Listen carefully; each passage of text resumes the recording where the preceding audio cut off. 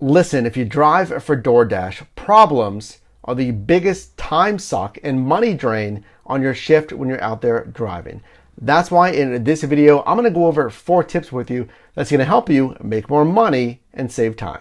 Now, if this is the first time that you and I are meeting, my name is Mike, and this channel is dedicated to your success in this gig economy, the side hustle.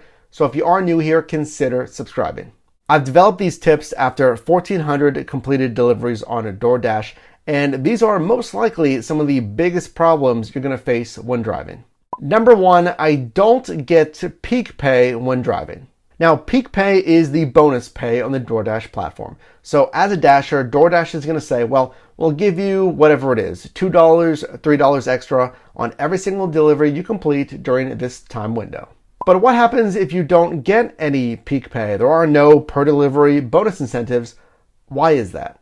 Well, number 1, I have to have you accept that these apps are algorithmic.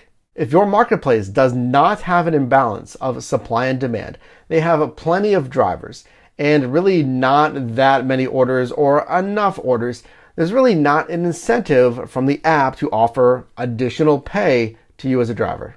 But it's not all bad. Your marketplace may have peak pay and you may just be missing it. Make sure you're checking the promos tab, the challenges, which is a newer bonus system from DoorDash, to make sure you're not actually missing any active peak pay. Because from what I've found, peak pay is pretty consistent. So perhaps you're driving certain hours and there's no peak pay during those hours. What you'll find is if your marketplace does have a peak pay, it's normally during the same days and the same times. Problem number 2, also related to your money, your customers aren't tipping.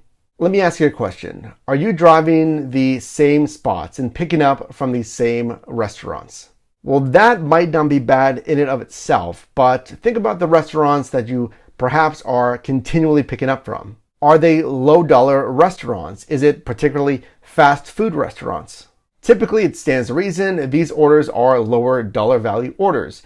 So if a customer is going to tip from these restaurants, chances are, let's say 10%, 15% of these totals are going to be lower. So if you're finding that, let's say the clientele from these restaurants aren't tipping, well, consider changing the clientele.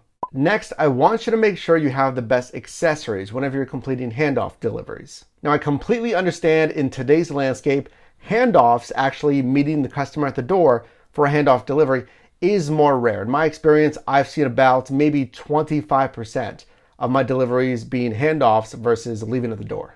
But in my opinion, it's an extremely good investment to pick up accessories like catering bags and pizza bags for those handoff deliveries. Now, let's be real here. Most of your customers on a DoorDash are tipping whenever they're placing the order, not after the delivery has been completed. But there's another reason why you want to have the best accessories, and we're going to cover that in a moment. Problem number 3, my marketplace is oversaturated with the drivers. A marketplace that's oversaturated with the drivers, it's just that.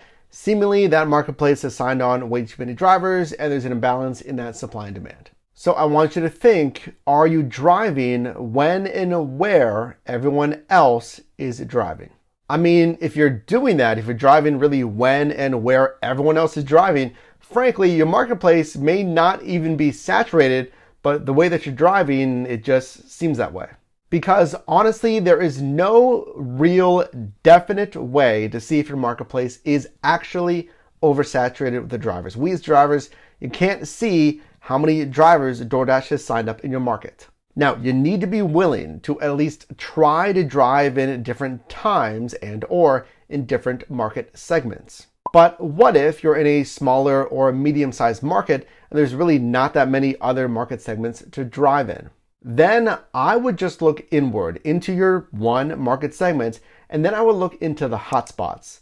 So if you just have really one main go-to hotspot, experiment with different hotspots or discover your own hotspot. That combined with different times. So if you drive, let's say, after work from really 5:30 p.m. until let's say 7:30 p.m., maybe experiment a little bit with that. Maybe take a break, go home, drive maybe from 6:30 until 8:30 or 9 p.m. And the last big problem when you're out there driving is your shift is slow and or you're not getting orders. The biggest thing that you can do if your shift on DoorDash is slow is you need to multi-app. You need to multi-app with different apps, of course. You gotta sign up for Grubhub, Postmates, and Uber Eats. Because if you don't know, maybe one is the go-to player in your marketplace.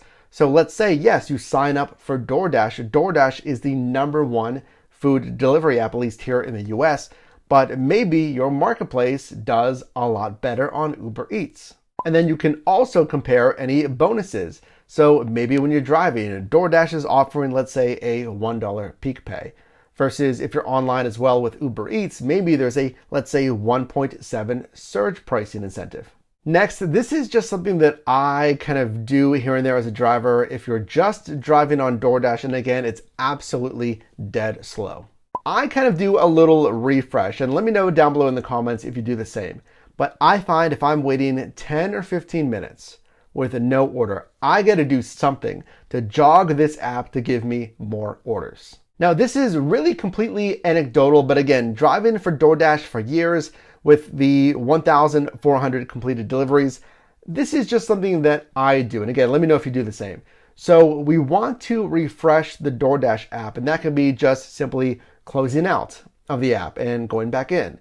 That can be going to the home screen of the Dasher app and then going to return to Dash. And this can be shuffling to different areas, really jumping between hotspots, or simply just driving around a couple of blocks just to get me moving in the Dasher app. Because I swear sometimes when you just kind of jog the app and you at least move your icon a little bit on the Dasher app, sometimes that may jog an order.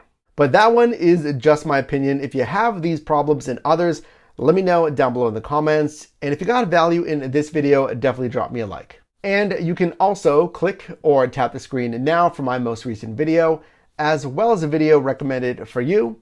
And I'll see you in the next one.